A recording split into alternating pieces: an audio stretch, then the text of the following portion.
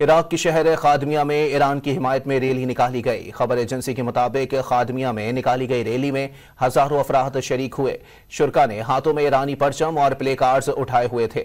مظاہرین کا کہنا تھا کہ مشرق وسطیٰ کی صورتحال میں ایران کو تنہا نہیں چھوڑیں گے۔ ایران پر حملوں کو بین الاقوامی قوانین کی خلاف ورزی قرار دیا۔